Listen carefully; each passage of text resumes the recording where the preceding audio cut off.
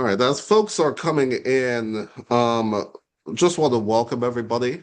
We'll go ahead and get started within the next, I would say, 2 minutes.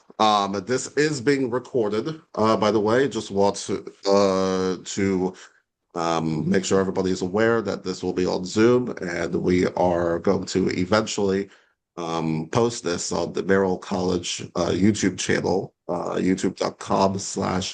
Merrill College UMD. So be sure to check that out afterwards. We'll make sure to have everything all situated for that in a second. So we'll start in about a minute or so as we let everybody in and everything. First off, thank everybody for coming out. We really do appreciate this. And obviously, the snow, whatever little bit of dusting we had here in the DMV. I'm just glad that at the very least this did not stop us from doing this. The snow ain't going to stop the show. I can tell you that right now. So really, really pleased. So we'll start in about a minute or so as everybody gets in. And Nermeen, if you could do me a solid, please, and check our Jan chat for some of our members who don't have the link, and we'll start in about maybe a minute or so. Again, many thanks to everybody for coming out here virtually, and again, we'll get going at 2 minutes after the hour. All right.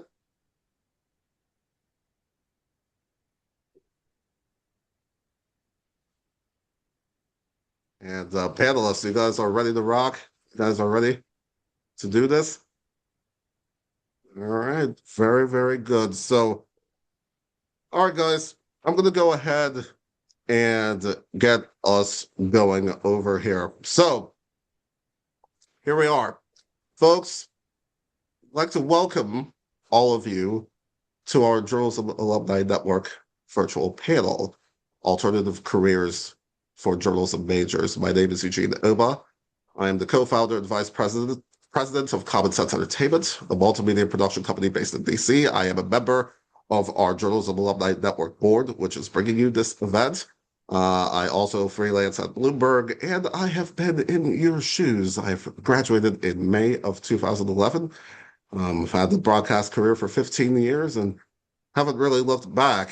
And we know that the journalism degree, no matter what it is, be it at the Federal Merrill College of Journalism or elsewhere, can lead you directly to a journalism job or any part of the media. But what if I told you that the degree that you have or the degree that you will earn will translate into other areas? And we have a great group of people that have demonstrated that they have had and continue to have real great success in this outside of this industry. Maybe started off in this industry, but have been able to grow outside of it. So we want to be able to demonstrate that for you guys today, and to learn really for all of you guys, especially the students that are here tonight, to know that journalism, your degree, is a launch pad. It's not a limit. So with that, I'd like to introduce our panel here tonight. So joining us here are Julie Parker, class of 92, president and CEO of Julie Parker Communications. We've got Etan Horowitz, class of 2003, who is over at Google Global Innovation. He's the Global Innovation Programs Manager of News Partnerships at Google.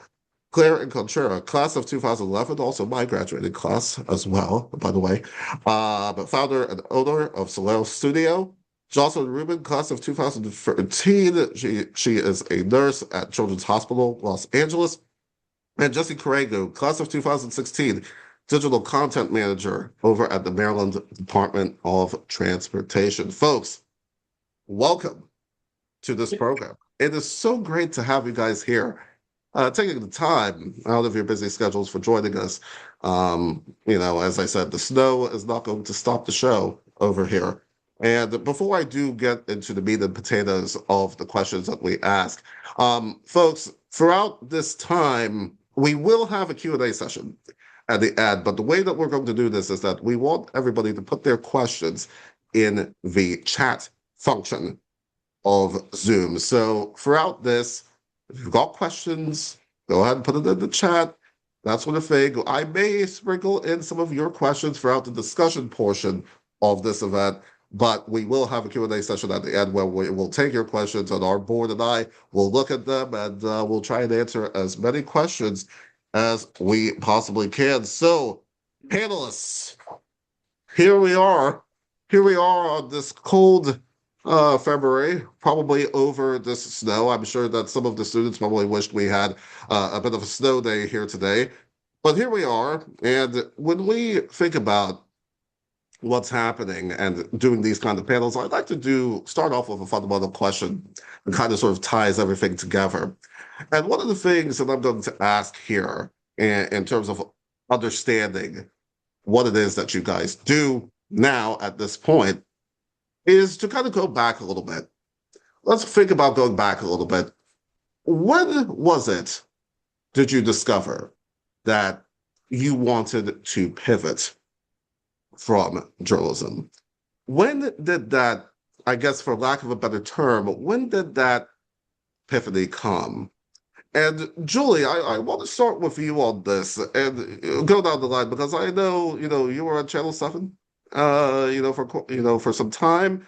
You have your stuff now, Julie Parker Communications. When did that happen, for you, kind of sort of that pivot? Yeah, I had made it to the Washington, D.C. market, which was a top 10 television news market. And I thought at the time, this is it. I'm set. Here's my career.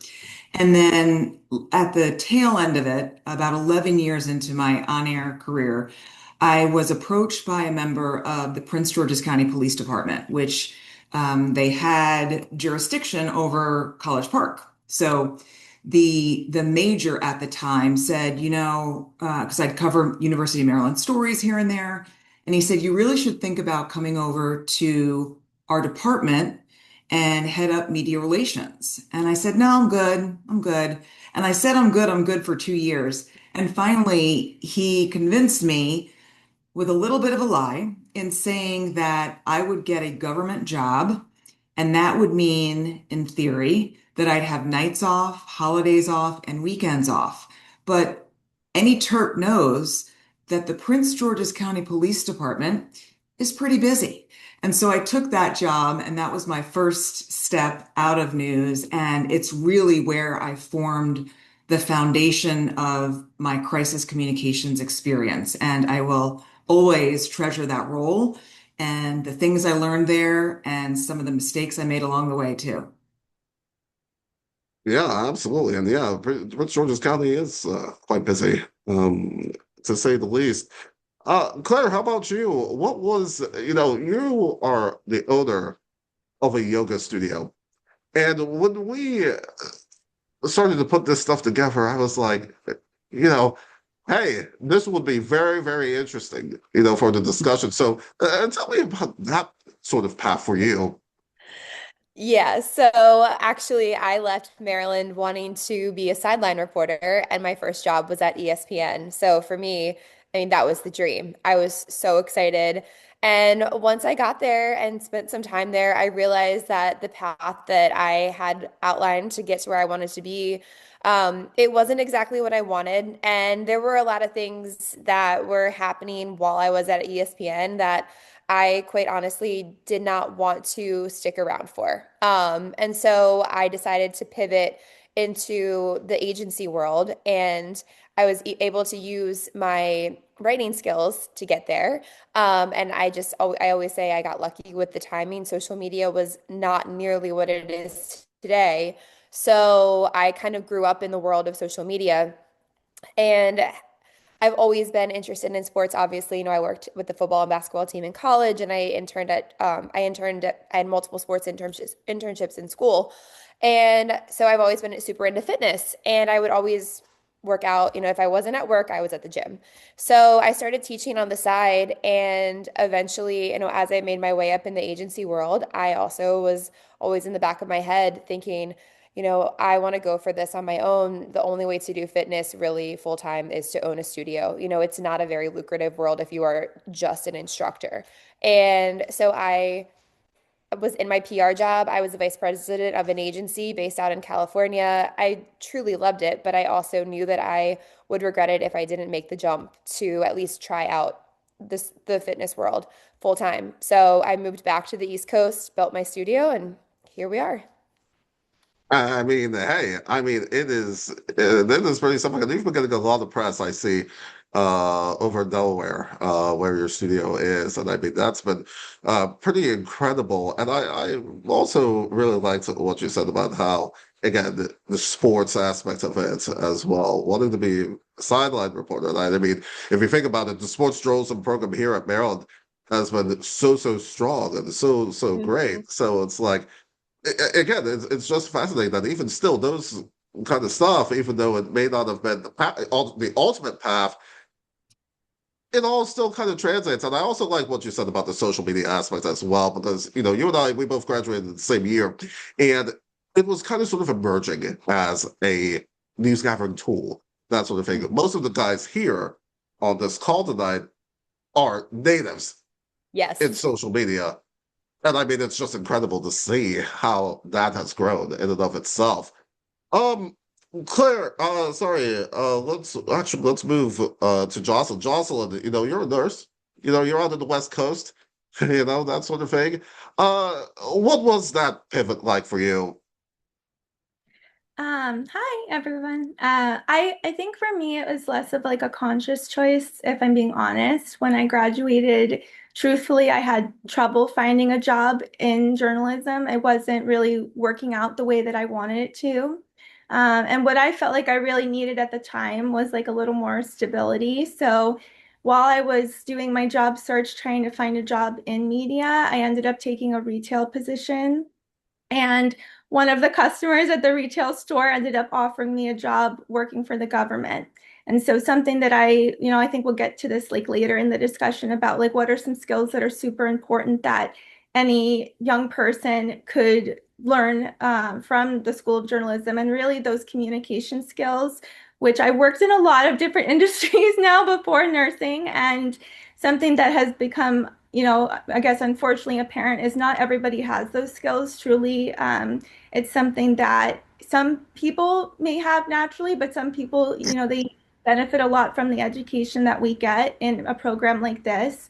And so just having the ability to talk to people and get to know them, and um, you know, in building those relationships really benefited me. And so I ended up taking this government job, and I really thought that it was going to be temporary and something that I was going to, use just to, have that stability. And I ended up doing it for 5 years, which was not really what I thought was going to happen. But I think I can't really say I understand a lot of what the market is like now, or like the pay and all of those things that, maybe prevents people from wanting to stay in those smaller markets. But for me, I think I really just kind of got stuck in like, oh, I'm getting paid really well. Like I have the stability, I have the structure. But it wasn't really the people-facing position that I had anticipated myself being in. I was a broadcast journalism major, so one of my favorite things about that was really getting to speak with people and really get to know them. And actually, I worked for a law enforcement agency too. And so I really was inspired by the way that I felt like they were helping other people, but I knew that that wasn't really what I wanted to do. I didn't really want to work in law enforcement specifically. So I volunteered at a local hospital, Johns Hopkins, and um, really fell in love with just that people facing role again, and the idea of being able to help people and really make a contribution. And so, long story short, many years later, I ended up going back to nursing school. And I will get to this in a little bit, but I feel like I use my skills in journalism and communication every single day. And yeah, I think as I was so excited when you asked me to be a part of this, Eugene, because I think like I said, it is kind of unfortunate, but something that has become really really significant. Something that I've noticed is in a lot of different industries, these skills they're not as prevalent as you would think. And so there's just so many benefits to what, you can do with your education. And I do feel like it has really benefited me. And that's going to be really the thrust, Jocelyn, of this whole conversation. Is like, how does all of these skills that we've learned in the Merrill College of Journalism, inside Night Hall, even in the old building, which, was not so great, but how do we learn? How do those stuff translate? And I like the stuff you said, especially about the people, because I think ultimately the people are what it's all about at the end of the day, no matter what it is, be it journalism, be it, what you guys are doing and all of this. And speaking of, talking with people, Jesse, I mean, look, Maryland Department of Transportation, you all over the past few weeks have been quite busy, to say the least. Snowcrete, a little bit of the dusting that we had here today. How's that been going? And how did you decide to be part of MDOT? Thanks. First of all, thanks for having me. Didn't even know what the word snowcrete was until a couple of weeks ago. So that's one of the cool things about this gig is the learning curve is something that you have to continue to get used to and continue to overcome and climb through, and it's awesome. Um, I didn't really know that I was going to leave journalism, but I always knew in the back of my mind I was going to do something in the digital realm, in the digital aspect of things. When I was at Merrill, I had a website that I was operating on the side with some friends of mine where we would cover campus news and make videos and do things that were sort of in the light of social media, in a very trendy, snackable way before it was cool. And that was something that I always knew I wanted to do. I wanted to pursue just because it fit me and it fit my way of being authentic while telling stories. And so, to answer your question, I'd say that the way that I found this gig is just trying to like step out of my comfort zone, and trying to like do something different that matched what I've always felt was my purpose of telling stories while also doing it in an entertaining, quick, snackable way, while also just trying to find something that helped people and changed people's lives and inform people in ways about things that they didn't know and didn't realize was happening. And that's what I found myself doing now with this gig. Just serving at the pleasure of the governor. It's been cool just because there's so many things that are happening and that are affecting everyday lives, that are affecting Marylanders every day that the average person isn't really aware of. And I get to cover it. And obviously, it's not in a journalistic way, but there's a lot of skills that we use that I got directly from Merrill that have definitely helped us reach audiences that we never thought we'd reach. When I first started, I think we had 1,000 social media followers in total, and we've skyrocketed that. We've quadrupled. I don't know what other numbers we could use to explain the exponential growth, but it's because we're informing people of what's happening, informing people of what they need to know about, whether it's progress with the purple line, whether it's winter weather. Some of the posts that really go viral, you would be surprised, are some of the most simple tips about, hey, just make sure you look both sides on the road before you cross the street, or make sure you look out for pedestrians when you're driving, or clear the snow off of your car before you start driving.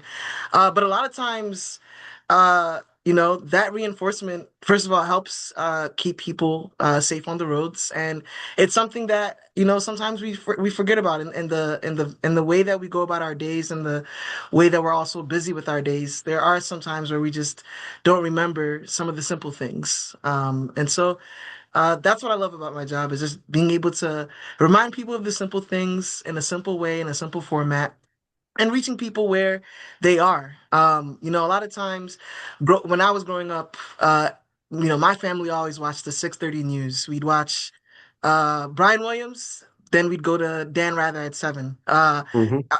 Nowadays, everybody is in different places. We live in such a fragmented society, and so it's important to reach people where they are, and that's what we try to do every day. And it's important to meet people indeed where they are. And especially if you think about a lot of where it's so interesting, Jesse, you mentioned the evening news, because I mean, even years ago, people were sitting down and watching this stuff like that. Now, these days, I mean, it's still watched, but it's kind of diminished. So being able to meet people where they are on the social side of it, be it Insta, TikTok, whatever it is, I think is so critical. And one thing, Etan, as I get to you on this, AI, I mean, that has become obviously a very, very big part of what's been going on within journalism and even outside of journalism. Tell me more about, what it is that you're doing and, maybe this kind of pivot to a relatively new frontier here. Yeah, thanks a lot for having me on, Etan. Yeah, and I think for me the question around pivoting, it wasn't so much a pivot as I would say kind of an evolution and following sort of, where opportunities arose. So just, briefly, came out of Merrill College as a newspaper reporter in Florida, and then sort of got into technology, early blogging, social media, kind of, flip video cameras, if anybody remembers that. Took an interest in technology and sort of, followed kind of this interest in technology. And then I worked at CNN on the mobile app, and similar to, I think what Julie said about connections and people you meet. I had met somebody at the Online News Association conference who worked at Apple and had seen me give a presentation about mobile and push notifications. And so we kept in touch and there was a job there. And so that was sort of my entry into tech, was sort of as a journalist. I went when Apple launched the Apple News app and worked on that, doing, news curation and that sort of thing.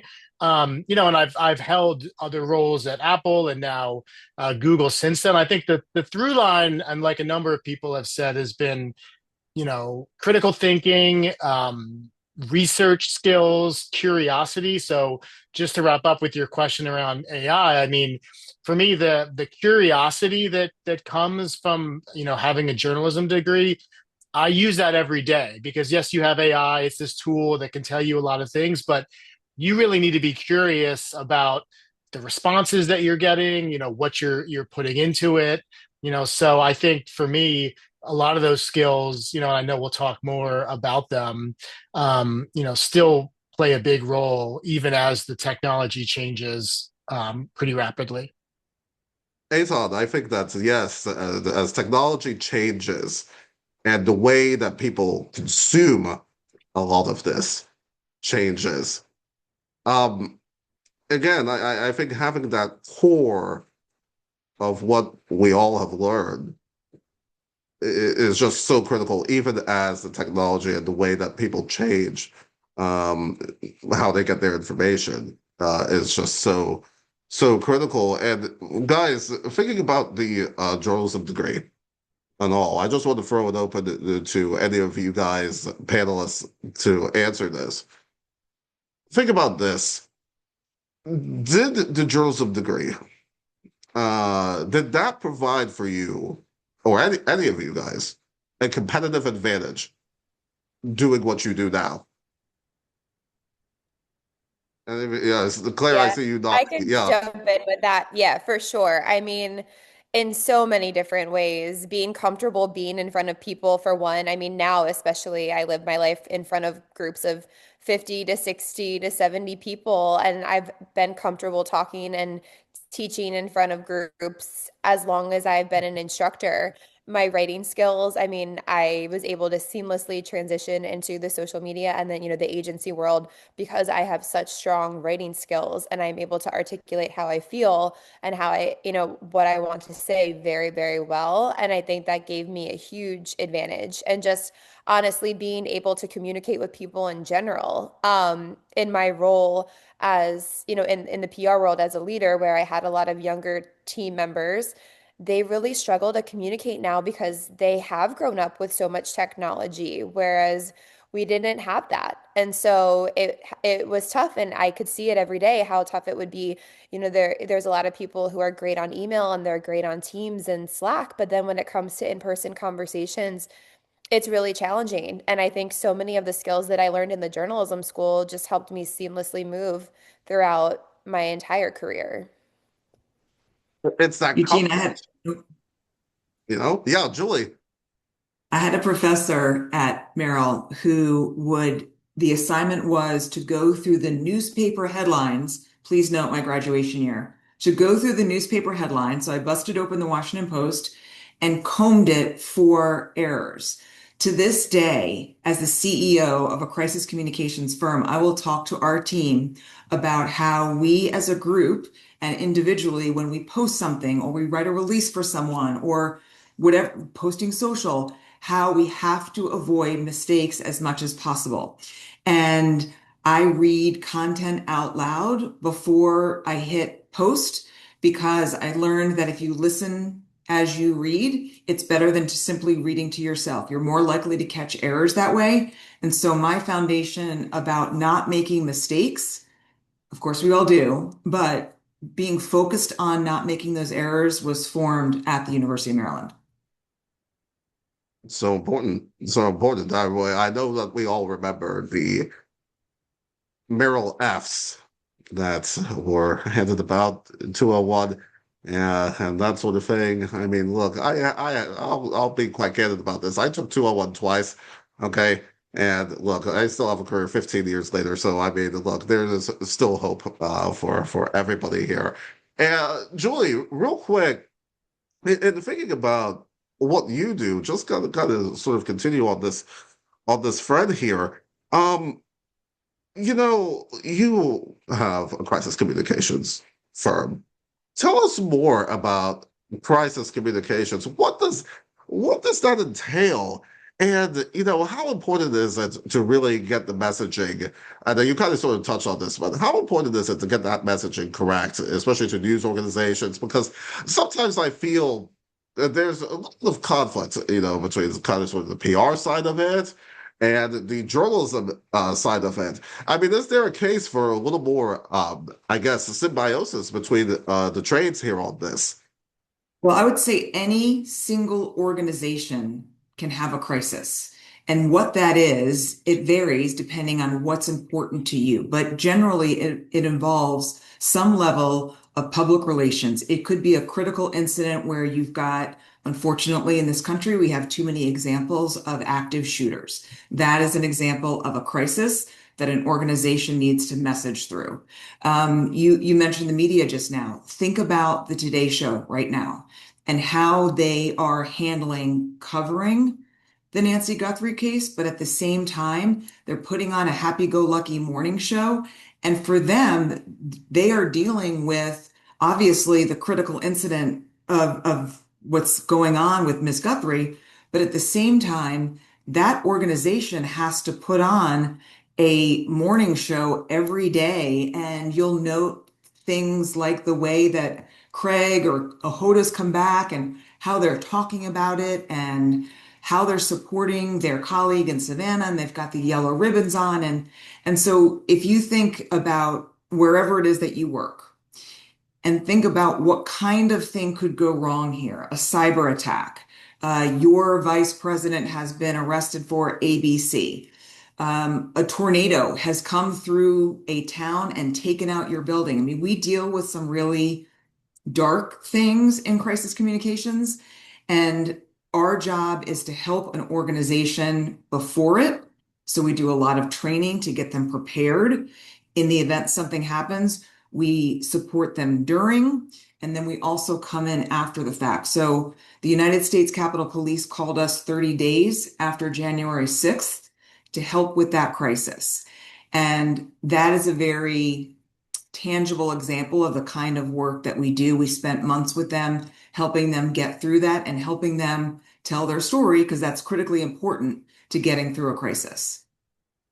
Absolutely. Absolutely. Etan, go ahead. Yeah, I was just going to add a point on comms, and so I'm not currently in comms, but one of the roles I did at Apple after I left Apple News team was in internal communications. And so a point I wanted to make is just for people, I know I didn't really know much about internal communications. I think a lot of journalism majors think like, oh, okay, I'm a journalist, but like, do I really want to go and talk to reporters and and so I think for me, I'll tell you the job that I did at Apple, was pretty cool. So all the Apple stores around the world, it's about 85,000 employees that work in them.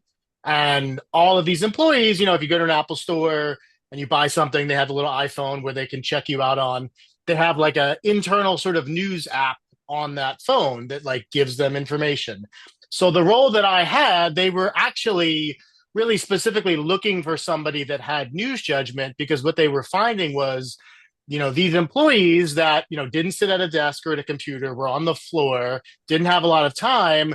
Their sort of internal communications team was publishing a ton of stuff to them without much regard for like, hey, maybe on the day when we're announcing new iPhones, we shouldn't have comms about open enrollment, or something like that. So they like specifically were looking for somebody with news judgment. So I did that role. It was a lot of fun. I was able to go and, walk into any Apple store, talk to employees, ask them about the communication. So particularly for big companies, internal communications can be, things like publishing internal newsletters, executive communications, event planning. So, again, I think if you're thinking about roles, obviously comms is a natural one, but definitely want to just put in a plug for thinking about internal comms, because it wasn't something that I heard a ton about, kind of when I was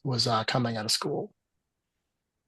That is huge. And I mean, again, I think the way that things have evolved so much over the years has been quite sort of a sight to behold. It's almost at a whip snap pace, if you ask me. And Etan, I want to stay with you for just a second, because again, thinking about AI, I mean, did you think during your time at Maryland that we would be at this place now, where this would kind of sort of be a bit of a thing? Because I'm almost reminded of how in the 90s, like in the mid 90s, when Google and all of these search engines came through. It's almost the way I think now about the way AI has really completely changed a lot of things. So kind of sort of take me through your thoughts on that, if you would. And what do you think the broader implications are? Yeah, no, thanks for the question. I mean, so in my role now, I do a lot of training and speaking of news organizations and journalists on how to use AI tools, kind of how to take advantage of them. Obviously, I'm here now, not speaking on behalf of Google, but personally. And so I always sort of say, kind of as I alluded to before, and folks on the call have mentioned it, like in journalism over the past, 20 plus years that I've been in it, we've seen these technological shifts before, right? Like we've seen, print to digital, digital to mobile, social, video, and certainly AI is another shift, arguably it a lot more profound than some of those other ones. So I like to put it in that context, because I think, smart journalists and newsrooms have always adapted, and always, kind of held on to the skills that are important. So I think that's going to continue. And yeah, I mean, I think I didn't imagine this, technology, certainly when I was in school, but there's a lot of great innovation happening with, journalists and newsrooms. I think a lot of people think about AI and they worry, or they think like, oh, it can replace me, oh, it can write articles, and certainly those are legitimate concerns. But there's so much more that can be done, with investigative reporting that is sort of separate from creating content. So I think obviously with the recent headlines with the Washington Post and others, there's a lot of you know, upsetting things happening in the business as there often are, but I do think um, there's some bright spots and really, a lot of possibility and opportunity for folks. Yeah, and we'll definitely touch on some of this stuff that's been going on, especially with the Post and some of the others, and where, maybe students can kind of sort of look to in so far as whether they want to stay in journalism or whether they want to pivot to some of these other areas. I think that that is definitely a conversation that's going to be worth having. Jocelyn, you're a nurse at Children's Hospital, Los Angeles. Um, Kind of take me through that a little bit. How has those skills in the journalism school and what you do as a nurse, you know, caring for patients, and you play a very important role in this. I think all doctors, all nurses play a very important role, in the care of all of us. So many thanks for that. So tell us more about that and what you see here in terms of journalism and everything. I thank you, Eugene, for saying all that. First of all, I was listening to Julie speak and talk about crisis communications, and while I have no real perspective on what it's like to work for like a larger organization and do that kind of those communications, I feel like I do crisis communications myself every single day. I work in a critical care unit, so not all the time, but a lot of the time when I see a patient and their family, it may be the worst day of their life. And something that I've been thinking about sort of since you asked me to be a part of this panel is what are some examples of things that I learned in school specifically that really helped me. And again, I was a broadcast major, so Sue Copen-Katzif is part of this call. She's in the audience here, and she taught me very well. When I was a student, I was part of the Capitol News Service, and I got a lot of experience, going out and trying to cover stories and events with a large group of other journalists and other people. And really, I think what you need to do the moment you walk in the room is kind of set up trust with the person either that you're interviewing or the people that you're working with. And in my job every day, the first time I'm meeting somebody, I really have to do that very quickly and also make sure that everything that I'm saying is accurate and clear. And there's really no exceptions there either. I feel, very strongly that the nurse is really a key component to making sure that that communication is delivered appropriately and accurately. And in fact, when I went back to school, it was a master's degree program that I did. Part of what they emphasized in my program is just the role that the nurse has in disseminating information. Because of course, the nurse is assigned to, in my particular position, I'm assigned to work with a patient and their family for 12 hours. And I'm there pretty much all of the time, more than the doctors and maybe potentially more than some of the other members of the staff. So they could come in and answer some questions that the family or the patient has and then leave. And it's really up to the nurse to be able to make sure that the family has their questions answered and everything's clear. And many times they'll ask a lot of us to be able to clarify things, or to be that in between person between the family, the patient, and the rest of the care team. And so just making sure that we're aware of all of the information that's out there, all of the research, all the things that are on Google, and understanding how to read through that information and really pull out what's true, and then make sure, that's like a huge responsibility, but the nursing profession is one of the most trusted professions. And so people really do depend on what we're telling them to be accurate. And so just like establishing that trust immediately, being able to make sure that people feel heard. That was something also that I remember struggling with when I was a student. Sometimes when I would speak to somebody, I wanted to talk. I would think of something while they're speaking and I'd want to interject or ask an additional question, but really being able to walk into a room with good listening skills, being able to process what's being told at you, and then just like refocus that for when you're communicating that to other members of the care team. It's really important because if that information is wrong, it could really impact the quality of care that somebody is receiving. And also in certain life or death situations, it's pivotal. So I think so many ways, I think I use those communication skills every day. And I'm really, like I've said before in this panel, just so grateful that I had this kind of background because it's not an easy transition, especially for a lot of young people that are going into this for the first time and they don't have those communication skills. It can be really overwhelming. And I think about that every day that I'm at work. So yeah, I'm just very grateful. Yeah. I mean, I think the communication, the accuracy, the trust, and it seems that it spans, and Jesse, I want to get to you on this as well. It seems that this is all a common thread, no matter what it is that we end up doing outside of journalism. It's that accuracy, the trust, and especially in your field, Jocelyn, because you get something wrong, then people, this can have devastating outcomes for a lot of people, and then of course this opens up the whole thing with medical malpractice and things as well.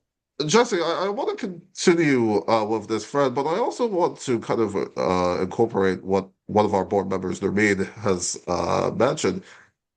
In thinking about what you're doing at the Maryland Department of Transportation, and especially now with the social aspects of it, social media, what are the specific skills that you have taken on board from the journalism school to what you're doing for the state in the Department of Transportation? Tell us more about what it is that you're doing over there. Yeah, one thing I loved about Merrill is it gave us the canvas to be as creative and innovative as we wanted to. We could all turn this into a Sue worship session because Sue was the greatest. Shout out to Sue, who's here right now. Absolutely.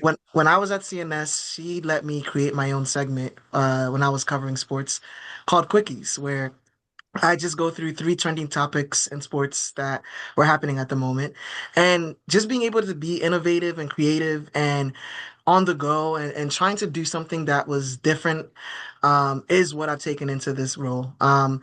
With MDOT and working with our social media department, I'm not just competing with other news sources on Instagram. I'm competing with your friend whose kid might have soccer practice and you want to watch the highlights on their story. I'm competing with your breakfast toaster. I'm competing with everything that you're doing to get your attention, to make sure that you're safer on the road, to make sure that you understand things that are happening, programs and initiatives that are going on, and also, safety concerns that you need to be aware of. And so, in order to get your attention, I have to be able to do it in an accurate way, in a short and succinct way, but also in a way that's creative and innovative and grabs your attention. And so that I think is what I've carried with me the most out of all the other skills, because there's a plethora of skills that I've learned, but that is essentially the most, is just being able to be creative and innovative and trying to find ways to capture attention that don't take away from the authenticity and from the accuracy of what we're discussing, but also are you're able to still capture somebody's mind and being able to get them to understand the essence of what you're trying to communicate. Absolutely. I think the capturing that energy and all and being able to disseminate that, as you said, I think accuracy is the big thing.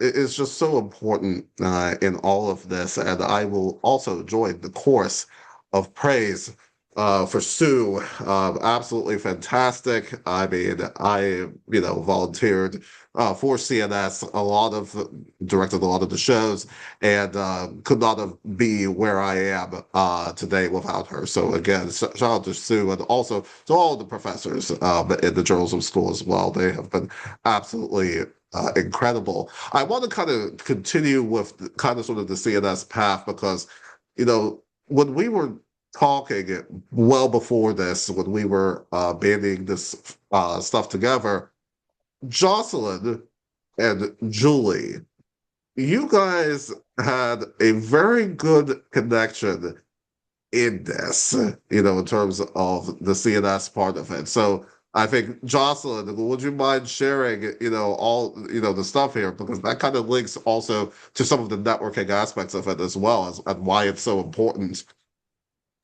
Yeah, I think it's funny when Eugene asked me to be a part of this panel. I remember Julie. I will say that throughout my college career too, wherever I was, whatever story, even in the far out places in Maryland where I would go, there was always an alum who would come up to me and say hello or offer assistance. Unfortunately, I don't live in Maryland anymore, but I try to be as involved as I can be with the alumni events out here, and I think there's definitely a large group of folks from California who are now interested in this program and attending the University of Maryland. So I feel like that's going to change over time. But the connections are so important. And one of my most memorable stories as a reporter for CNS, I think Julie was working for Prince George's County Police, and she was the spokesperson for the story. And I remember just like waiting for her to come out so that she could give us the information that I needed. And I think it's just so cool. Like I remember her and thinking, how cool is it that she's, I didn't realize, I guess, at the time that she was an alum of this program, but now I'm like, oh, wow, how great that our paths cross again. And like you said, being a alum of this program is a really powerful thing, and people are always willing to connect and reach out and help. And I think again, I guess it just shows like the kind of people that are drawn to this particular major. Like they're friendly, they're outgoing, they love helping other people, no matter what career path you end up in. And even when I was not working in this particular area that I'm in right now, people would always look at my resume and they would always point out like, oh, you went to Maryland. Oh, you were a graduate of the Philip Merrill College of Journalism. Like that's a great school. And well, when you asked about the competitive advantage, I can't really say it gave me a competitive edge, but certainly I know that employers in every field are always looking to see, again, who has those communication skills. And so, regardless of what you end up doing, like I know having a journalism degree is going to be valuable. And, quick search of all the schools, you'll see that this is one of the top programs in the country. And so, I know that they'll recognize that. But I just thought that was really cool, and it's nice to see Julie again as along with everybody else. Oh, absolutely. And I mean, Julie, I mean, how about that impact, right? Especially, because it's a small world, this business. I think it is. I think this is a small world. So how about that impact? And you think about your time at Maryland, like, again, what was, I guess, the one big takeaway that has carried over from the journalism school to now? Yeah, I was thinking about, so Jocelyn said she was waiting for me to come out and give whatever information I had, which was probably at a news conference, if not a little mini media briefing. And so the reporting skills that I learned at Maryland Update to produce the newscast stayed with me at Channel 7 and then stayed with me at the police department. So you can ask any homicide investigator, any chief of police, I would interrogate them as if I was the homicide investigator, because they're going to tell me information from their police perspective. Then my job was to tell everybody the information that they could understand, even if they didn't work in law enforcement, because we're not talking to a whole bunch of police officers, we're talking to the public. And so the journalism skills applied to that job because I had to ask, who did this happen to? What, when, how, why? What are we doing about it? What do we need the public to do? And package that up in such a way that we don't put out a news release that's this long and filled with cop jargon, or don't have a news conference for 2 hours and let it go ramble and not take questions. You really, to this day, doing what we do in crisis comms, I use journalism skills every single day. Absolutely. I mean, Claire, how about you? I mean, think about your stuff, especially getting the word out in Delaware, and all. I mean, how has that been, for you? And how did really, I guess, the journalism program really help in that regard? Because I see a lot of great press, for your business.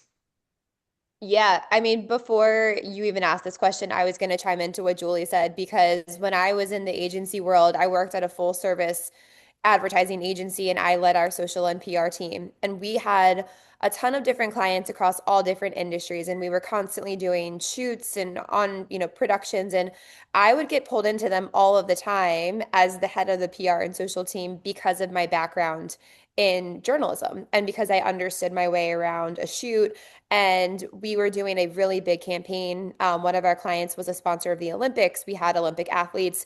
We spent 2 weeks out in LA shooting them, preparing for the Olympics. And they needed somebody to do interviews with them because we were creating a longer form content series. And my boss was like, "Oh, Claire's going to do it because she knows how to." And I was just like, why me? Usually we'd hire talent for that. And he was like, "Because you can interview people better than anybody we're going to hire to come in and do it." And he would always tell people, she went to journalism school. She knows what she's doing. So, I think there's a lot of ways to think outside of the box of how those skills can translate. And for me in my career now, I own this studio here in Delaware. My husband owns a gym and I help with the PR for both of our businesses. And honestly, I don't think that I would have been able to be as successful early on with the business if I wasn't able to secure the press that I was able to. And as a startup business, you're trying to save costs everywhere, left and right. I wasn't going to go hire an agency when I was getting ready to open the business. So having the ability to do all of that myself was really, really critical in setting the studio off, in the best way possible, helping my husband continue to build his gym. And I mean, from a business owner perspective, I don't have to pay for a PR agency. I do it myself. And hopefully the goal is as I open more locations, I will bring on an agency. But, looking at it big picture, I'm able to save and I'm also able to know that at the end of the day, my business, which is my baby, is in the best hands with myself and I'm able to do all of those things. We recently were on the cover of a local magazine down here. I've been featured in the Delaware Today magazine, which is the big lifestyle magazine. And that's all a result of all of the skills that I learned and how to communicate and understanding the way that the media works. Because I've talked to many other studio owners who are like, what do you do? Do you pay for that? And I'm like, no, you don't have to. There are instances, of course, where people do, but you don't have to. And I think that is something that has helped me, from day one, ever since I graduated back in, 2011 with you. Yeah, I mean, it's just wonderful. I mean, sometimes it's like if you want to get something done right, it's like do it yourself. And I Hmm. definitely want to talk a little more in our next section about the entrepreneurship and whether that path really is worth it, especially for you, especially for Julie as business owners. I'm as entrepreneur as well. So, I mean, it's just been awesome. And yes, I do feel you, Claire, that sometimes, yeah, we don't want to pay, so much money for a lot of the things that, maybe we can do on our own. Etan, I want to kick off the next section with you, okay, on this. And, we're thinking about kind of sort of the contemporary issues. And again, I keep going back to AI.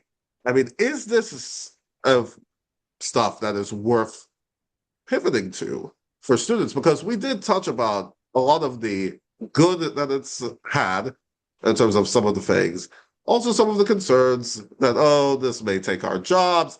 I was at the National Association of Broadcasters back in 2023. They had these AI anchors that could spit out 30-minute newscast. And I'm like, oh, this is kind of scary. So, but it's kind of a contradictory question. It's like, is that going to take the jobs? But then also, is this stuff worth pivoting to for any of the students or anybody on this call to examine here? Yeah, I mean, a couple things. One thing to just plug, I'm also a member of the Merrill College's Board of Visitors, and happy to say that Merrill College, has a very talented staff and program, with the Howard Center and all that, and is actually very advanced in terms of AI and really being a leader in terms of using it.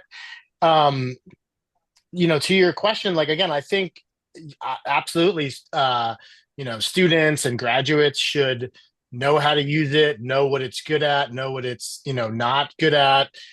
Because again, when you're in these roles, whether it's in a newsroom, or in some other company, everybody's trying to figure out what to do with AI, right? Like, should we use it? If so, which one should we use? How do we use it, right? And if you can be somebody that uses those journalism skills to be curious, to build things yourself, then you'll really have an advantage when folks are trying to figure it out. I mean, it's very similar, like I said, to social media or video, right? Where at the beginning, so many places were trying to figure it out, and then eventually now it's just sort of table stakes. I mean, I think we're very quickly getting there, and just to sort of throw some more examples, like I was talking to some journalists yesterday, and there's so many things, and to the point of saving money for, like, I obviously think for small businesses there's a ton that you can do, but even things like as a publication, when people are emailing you, you can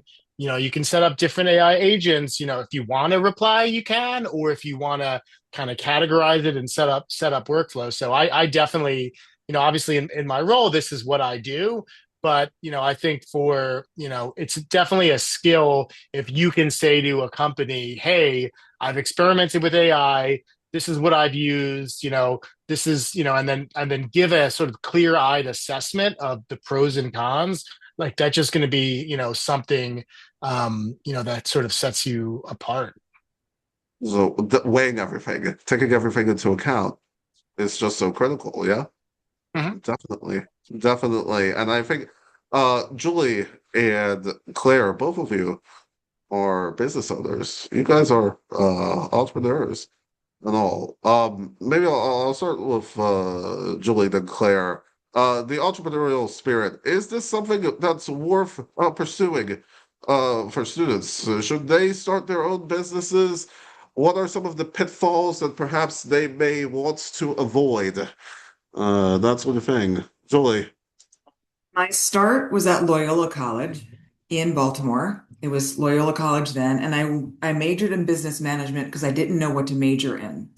And I took macroeconomics, microeconomics, statistics, and pre-calc, and it about broke me because not only did I hate those courses, I was terrible at them and thought, what am I doing with my life? I don't want to be a business management major and I can't do these things. So I thought, what am I good at? Which was writing. And then I thought, what could I do with a writing, major? And I very quickly got to let me head down south on 95 to go to University of Maryland and go broadcast journalism. And the irony is I now own a business. I still don't think I needed to know microeconomics or pre-calc because the business is doing just fine with me doing terribly at those courses. But did journalism help me be a better business owner? I don't know about on the business side of it, but like Claire, I had to market myself. And that marketing is what led my business. We're actually tomorrow, a couple of hours away from celebrating our sixth full-time anniversary, birthday, whatever you call it, of being a firm. So I'd had it at a side hustle for a while, when I was working both police jobs, but I was very busy, during that time. And so now, I would say what Marilyn did for me business wise was, teach that those journalism skills taught me how to do PR about me, which isn't necessarily what many people would be comfortable doing, but my brand is the business and my business is the brand. So thank you, Maryland, and thank you for not making me go through pre-calc. There you go. There you go. Claire. Uh, I too struggled through micro and macro, and I also decided to take organic chemistry when I was in school. Terrible. Did not need to Terrible. do Oh, that either. Yep, I had a friend who wanted to be a doctor who asked me to take it with her, and I was like, sure. Worst mistake, hardest class. ever.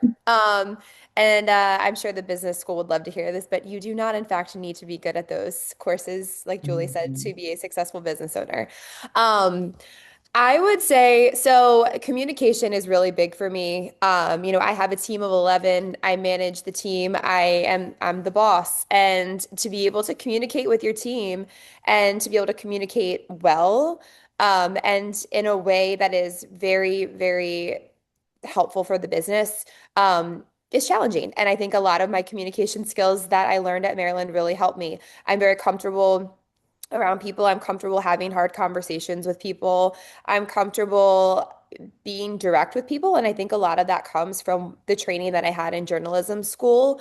And I will also say the network from the journalism school specifically has been incredible, both through the journalism school and then my time working with the athletic department. I can't tell you how many people have reached out to me, have supported the studio. I've been in touch with the Alumni Network about doing events and stuff like that, with people who are in the area at the studio, and everybody has been incredibly supportive. And I think that is also something that is undervalued at times as a business owner. It can be really, really isolating, especially when it's just you, if you don't have a business. Um, or, Oh, or Claire, I think you that broke you up just a are. little bit. Yeah, Claire, I think you broke up just a little bit, but I think definitely, I think you touched on a very important point, especially with having the alumni network here.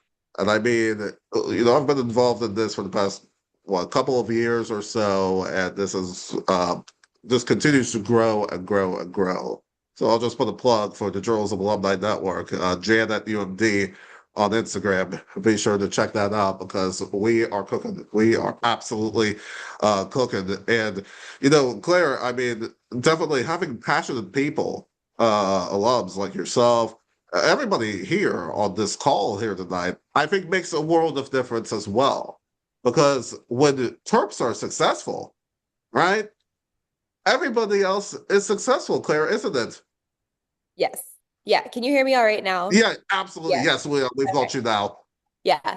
I mean, I don't know how much you guys heard me say about like being isolated as a business owner, but essentially it is very isolating. And having the support and people cheering you along and just knowing, if there is somebody that I need to reach out to or I have a question about something, there are people that are there, and that common bond of Maryland and or the journalism school is what helps initiate that conversation.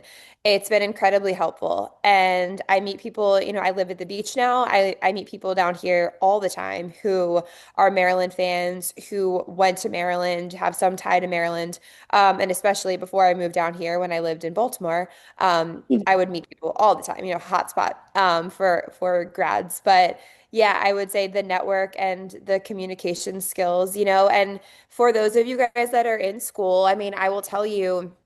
Sorry, Eugene, I'm not trying to take over this, but Oh, when I graduated, it was a very competitive job. It was a very competitive market, and it was, 2011. We were finally recovering from the recession, and there were a lot of people that were applying to the program that I went to at ESPN, and there were multiple people at ESPN who said you were chosen specifically because you went to Maryland, because they know what we learn in school. They know how seriously it's taken. And so, if you're feeling like, what is this going to do for me? Just know that in the professional world, a degree from Maryland, especially the journalism school, does carry a lot of merit. And even if you step your toe into it like I did and decide to change paths, many, many employers and conversations with clients, people are very impressed by a degree at Maryland. So I would say it definitely opens doors for you beyond what you might be thinking of in this moment.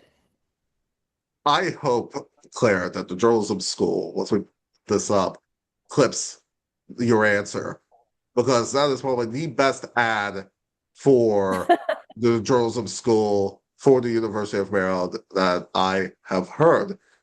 I mean, the degree is just so, so, so valuable. And Maryland, I mean, is just such a valuable school. I mean, even since the time we graduated, Claire, I mean, the rankings and everything has gone way up, way up. I mean, they're already high to begin with, but this is stuff that's even higher, and it makes our degrees that much more valuable. And I'm here for it personally. I can tell you that right now.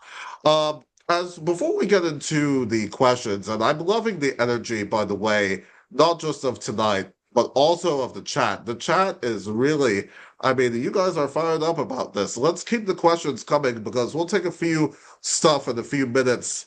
But to kind of close out this section here, Jocelyn and then Jesse, you think about the value of a University of Maryland degree, at all, especially in your careers. Jocelyn, I know that with medical education and all, that's a lot of time. That's a lot of time post grad. Uh, was that worth it to you in terms of what you're doing now? Yeah, I think I have an interesting perspective having not worked directly in media because now I feel like as a consumer, I I I kind of look at it both ways. Like I was just thinking about what Aton was saying, what everyone was saying really about AI and all the information that's out there. And it can be especially disheartening now, because I feel like the world, in my mind, the world has changed a lot since I was in school. And with the people that are working in media and having pivoted my career, I had a lot of people who reached out to me that just felt like sometimes it's hard to work for these major media companies where you feel like the foundational principles that you were taught in school about how to do the job, disseminate information, be honest and trustworthy, it doesn't exist as I felt it did back then. And this is a conversation that I had put out there to my professors when I decided to pivot. Because I feel like the journalism code of ethics matches a lot in the nursing code of ethics, especially when it comes to, I wrote it down for myself here, just like being accountable and transparent, and also just trying to, like many people have said, take all the information that's out there, including what you can find with AI tools. I personally have just started using ChatGPT for things, and something that someone had reminded me is they're tools. They're not always accurate. And having the education that we received of being taught you can't trust everything that's out there, but it's your job to absorb it all and then make it more concise, make sure that you're checking all of the sources. That's our job as a journalist, and putting a product out there that is honest and reliable. And like I said earlier, as a nurse, that's my job. And what Julie has said, that's her job. And also in marketing, that's your job, is to take all the information that's out there, process it, and be able to hand it off to other people and ensure that it's accurate.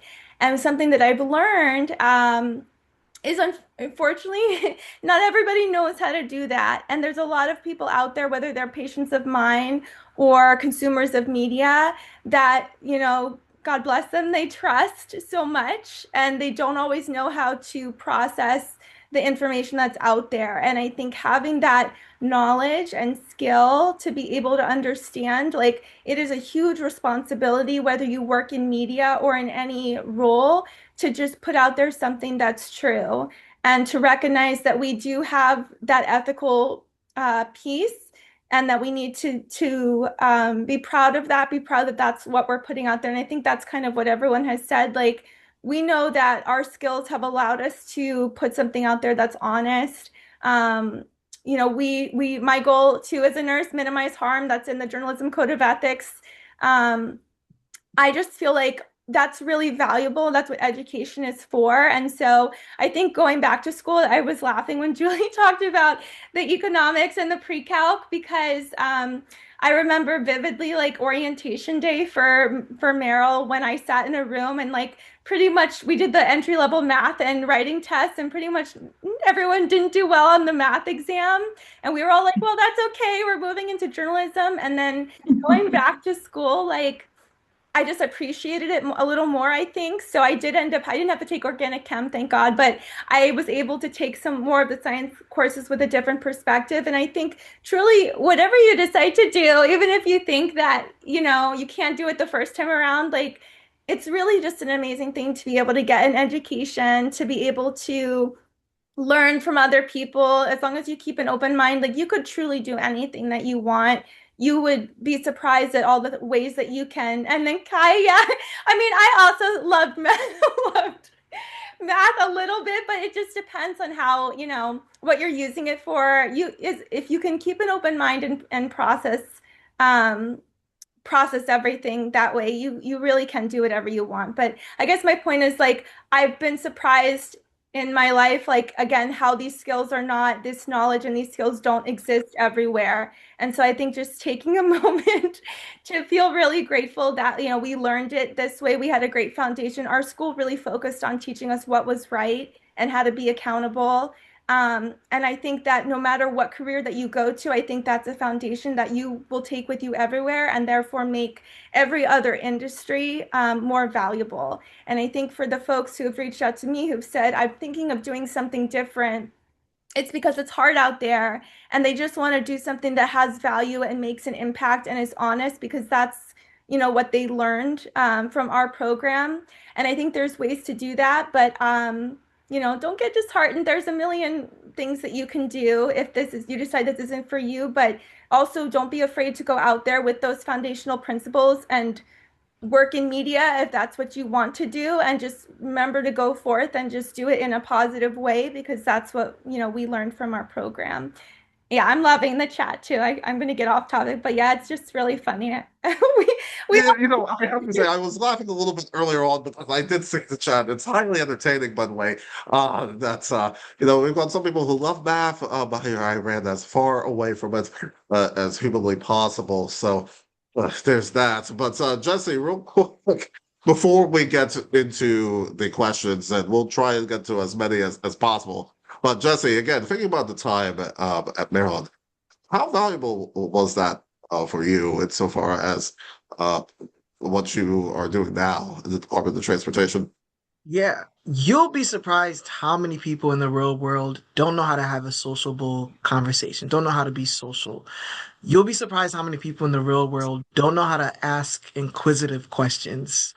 You'll be surprised at how many people in the real world don't have a code of ethics, um, don't understand what media literacy is, don't understand the depths of misinformation and how much and how easy it is to get misinformed and to not uh, do research on what they're talking about or what they're discussing.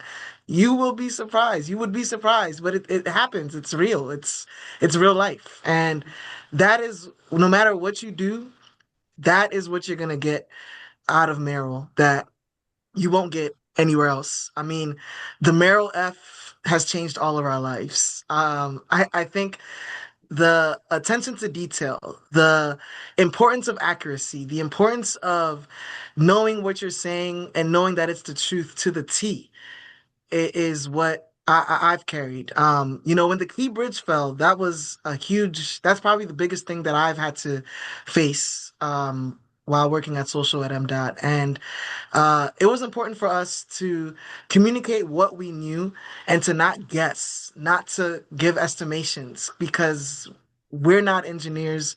I don't work in the marine field, or understanding what's happening in the water or what's happening with the bridge.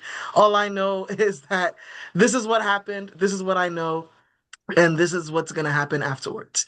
And so it was important for us to communicate, hey, these are the new roads that you can take now that the Key Bridge is no longer around. Hey, if you are working at the Port of Baltimore, the channel's closed at the moment. This is what's going to happen going forward.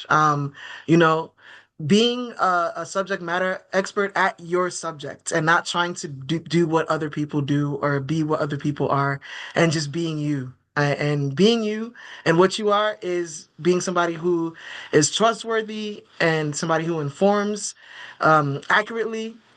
And one other thing is, it's not necessarily about being first, it's about being right. That's something that sticks to my mind all the time in this field of work that I do now. And that's something that you probably don't get at the business school. Maybe I mean, no shade to the business school or no shade to other schools. Like, probably being first is very important, but being right is more important when you're informing people and making sure that you're giving out the most accurate information and up to date information. So that's what I take away the most.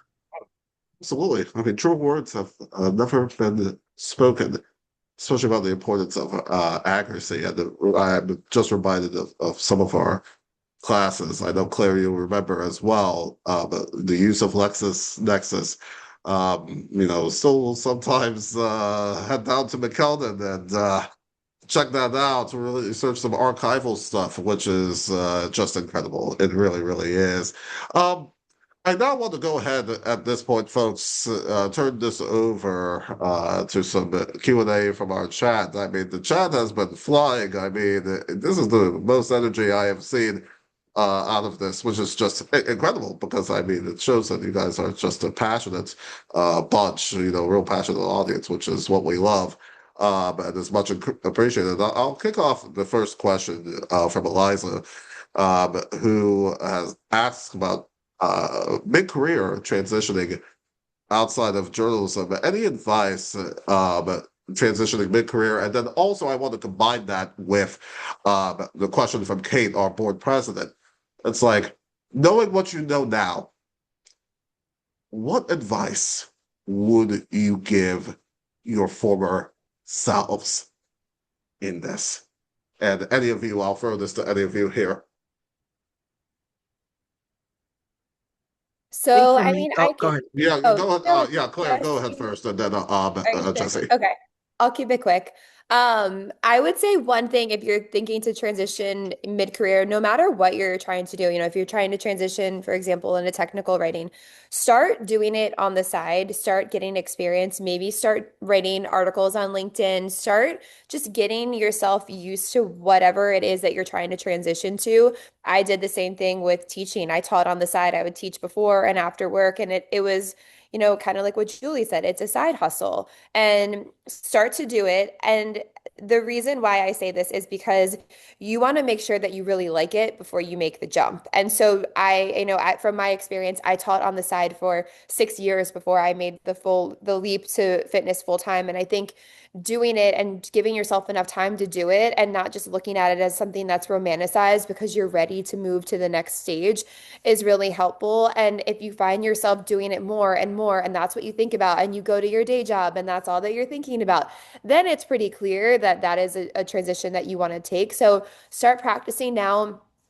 I'm not sure, if there are freelance opportunities you can look into, but try to take opportunities, reach out to people that are in the role that you think that you would want to be in and ask if you can meet with them, ask if you can talk to them about skill sets or openings and start to network in that way too. That way, when opportunities do come up, you come to mind and they reach out to you and really just start to immerse yourself in that. But make sure that it is something that you want to do before you go ahead and just jump to it, because I have seen that happen too, where people make a change and they're like, I wish I would have experienced this a little bit more for what it is before I went ahead and made the transition. That's real good stuff there, Claire. Really, really good. Jesse, you wanted to jump in on that? But Claire said it perfectly. But I just add on just if you have an opportunity to shadow somebody, definitely do that. And make sure you know what your intentions are with what you're doing. Don't just go into something just because it might be trendy or it looks cool. Go into it because it's something that you're really passionate about, that you're really interested in. Because you don't want to be on the sidelines wondering, man, I wish I was, in the field covering this story and not being focused with the task at hand, with where you are and the new position that you could attain. So that's the only thing I'd add to it. Very nice. And then to Kate's question, and again, any of you can jump in on this. What advice would you give your past selves, knowing what you know now, knowing the careers that you are now? What would you tell, I'll even phrase it like this. What would you tell even your younger selves, if we even want to go that deep? think I would have looked for like certificates and like shadowing opportunities of other things and use my journalistic skills to ask questions and to maybe come up with stories that I'd post online about possible careers that I was interested in while also doing my own research internally and figuring out whether it was something that I'd want to pursue in the future. I think sometimes because of the nature of journalism versus the nature of other occupations, the learning curve can be very different and very steep. So, getting that knowledge early on and actually seeing it in action is something that I probably would have done. But honestly, as we've kind of all emphasized throughout this panel, Merrill kind of prepares you for whatever direction you want to go in. And so I don't think there's too much of like a difference that it would have made with where I am today because Merrill prepared me and equipped me with the skills that I needed. So. And I think that is so true. That is so true. I mean, the skills learned in the journalism school, I even learned more even outside of the context of the journalism school. But it is those foundational skills that we learn in Night Hall, and even in the broadcast program in TAWS. I mean, it's just been incredible. It really has. And another good question comes from Matthew, who asks, what skills from studying journalism can be applied to working in sales slash strategic partnerships, especially as a recent grad? Any of you want to take that Yeah, on? I can take a little bit on that one. I mean, certainly on the partnerships, because that's a lot of what I do in my role. And also, I'm not in sales. I work with a number of salespeople, and certainly some of our small business owners could probably weigh in as well. I think, obviously, people skills, making connections, like that's totally important, in sales or partnerships roles. So the people skills. I mean, and honestly, understanding your audience the same way when you're a journalist and you're writing a story or doing a broadcast and you got to think about who's going to watch this, what do they need to know? Like that's what sales or partnerships is like going, you don't want to go into a meeting with a potential, client or lead and not be prepared. Um, Being quick on your feet, and sort of being comfortable in ambiguity, I think is really important. Connecting the dots also, really being able to see the big picture strategy, but also down to the details. The last thing I'll say as well, I think, one of the things when I was thinking about skills that I draw on, you know, agree with what everybody said about writing and all that. I think though that being able to be fearless, that often as a journalist where you're put into a situation like, oh, I've never covered you know, uh, power plant explosion before or whatever before, but like you got to go do it. You can't say I don't know how to do this, send somebody else, right? And so in my role, I've had plenty of roles or things where, I one time somebody asked me to like figure out what kind of TVs we needed for an office, or or I've done things working with customer service teams overseas and things that I had never done before. But I didn't say like, oh my God, I have no idea how to do that. Can you ask somebody else? You have to be able to sort of think on your feet, improvise. And so I think as journalists, and particularly those of you that have been on camera or out there, like that's something that comes very natural to you. And so I think those are skills you'll definitely draw on. Absolutely. And I was gonna say, Jocelyn actually took the words right out of my mouth in the chat here. That's fearlessly forward, or now it's just forward. But hey, it is being fearless still is just and especially in in the times where we're seeing a lot of layoffs, especially at the Post and some of the others. I think a fearless pursuit of what it is that you're passionate about is just incredible. It really, really is. The one thing, we have a little bit of time before we wrap up, so I'm going to throw in something for all the panelists here, and that is how important is networking?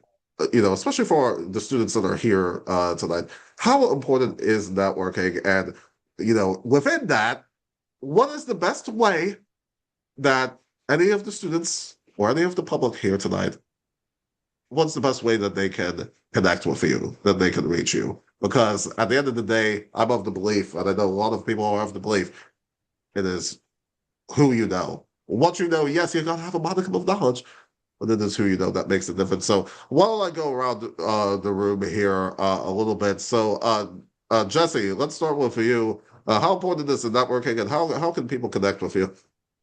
Um, Networking is how you get to the next steps in your career, no matter what you're deciding to do. Just because, in order for you to, get something that is of interest to you, they have to be interested in you as well. You know, you have to be able to showcase your talents in a way that's unique and set yourself apart from um, so many people that are out there, you know?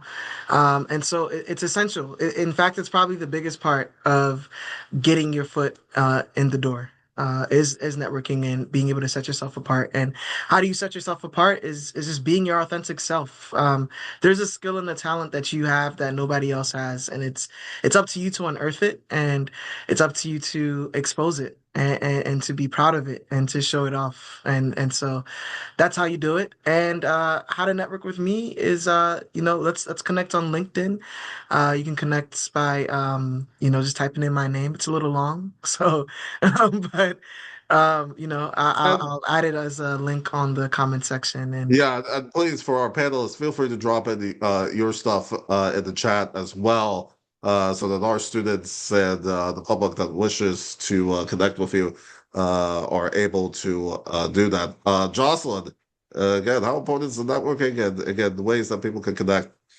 Yeah, I really appreciated Jesse saying that the best way to network is to be your authentic self, because I'll be honest, when I was trying to network post grad, I kept thinking like, I wish I had gone to business school because maybe I'd be a little bit better about this. But I think, being yourself is a way that you'll find many opportunities. Like I mentioned, one of my first full-time jobs was working in retail, and it was just my presence and being friendly that opened that door for me. And I would tell like a lot of young people the same, like no matter where you are out in the world, be kind, be open toward others, be social, have conversations, because networking doesn't have to look like the traditional sense that I thought when I was graduating. If you find that an opportunity, like the door is really not opening for you and it's just not clicking, maybe then that's not the opportunity that's meant for you. Because I do think that the people that are willing to help you and that are happy to help you, that's where you need to be. And as I said before, what I've learned about myself many years after graduating and having worked in many different spaces is that I really believe you can do anything that you want to do. So if you're in a position where you maybe lost your current job or you want to do something different, like don't be afraid. You can do it. The most important skills I think you can have are the ones that we gained from this program. Again, communication, how to be kind, how to be honest, how to be friendly, how to be open. Then again, not everybody has those skills. So as long as you have that, you've already opened plenty of doors. So just if an opportunity is offered to you, be open to it. That was some advice that a professor had given to me in school. I thought there was something that didn't look exactly like what I wanted to do, and I kind of said no to it. And she said to me later, she's like, "You never say no to an opportunity. Keep an open mind. Let yourself, experience things that maybe are not exactly what you're thinking that you want, and you'll find yourself either doing something that you like, or you'll walk through another door and there'll be an opportunity there for you." So, yeah, hopefully that helps.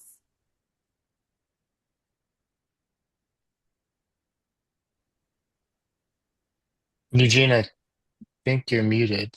Yes. Or maybe you're. Oh, there we go. There we Okay, go. How sorry. about that? So yeah, yeah, Jocelyn, yeah, let's make sure we get your LinkedIn or whatever it is for students that wish to connect with you. Let's drop that in the chat.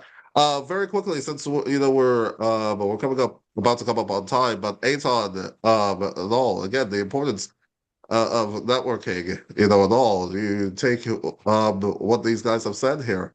Yeah, no, I think it's huge. I mean, for me, pretty much every job I've ever had has started with networking. I could think back to like, oh, I found out about this role because I met this person at SPJ or ONA or from a previous job, or and as Jesse said, like, it opens the door. Like, obviously you still have to walk through it, yourself. I think, oftentimes people sometimes feel uncomfortable with networking, or, oh, this is, and what I would say is, think about the networks you already have. Your life is sort of almost concentric circles. So you have your classmates, people like, for me, I was on the Diamondback, I did CMS, I know people there, but also family members, church, synagogue, like, and just sort of build out from there and come about it in a honest and genuine way. I think we all potentially get requests from people that are like, I don't know this person, I have nothing to do with them whatsoever. Like,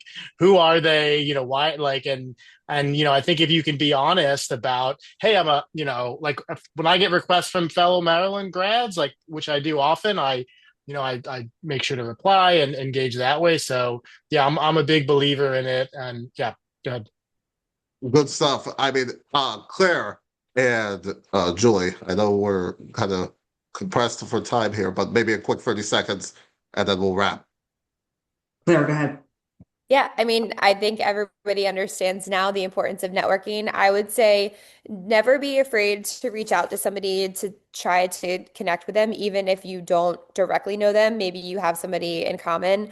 I am somebody who always is, happy to have the conversation to help people in whatever way that I can. So most people, especially graduates of this program and the University of Maryland, are. So if you don't know where to start and you know that you want to get to a certain point, or this person knows this person that you're trying to get to, don't be afraid to reach out to them, and just make sure that you're being, like Jesse said, and I think everybody else said, be clear and don't make it transactional, and you'll be surprised to see how many people are willing to help you. Awesome. Awesome stuff. I'd Julie. say I'd say be dedicated. There are 32 people still on this call after 90 minutes. You've already proven that you are better than other people out there. Being in business, you will see how many people are, I hate to say it, average. Don't be average. If you want something, pursue it. And that includes how you interact with the people who may be able to open doors for you. And I agree with what this panel has said, and I've been in awe listening to you all and learning from you. So thank you for having me. I mean, what a great way for us to end on this. Don't be average. That's exactly the kind of stuff that I think is just so true. Folks, we're just flat out of time, but I want to take this time on behalf of our board to really thank all of our panelists, thank all of you for joining us. A huge thanks to the Journalism Alumni Network board and really the Philip Merrill College of Journalism and all of you guys for attending. This has been, for me, quite candidly, a lot of fun. We're going to have the full recording up on the Journalism School's YouTube channel. We'll update everybody as that comes. And really just want to, again, thank you all so much. And pay attention to the Jan Facebook, Jan at UMD, and on Instagram for our next events. We're going to have another panel coming up on the 23rd of March, so do stay tuned for that. Thank you all so much. You all have a great evening. Take care now. Thank you all so much. Thank you. Thank you. And go Go Terps. Terps. Go Terps. Go Terps. All right, guys. Take care. Thanks a lot. Bye.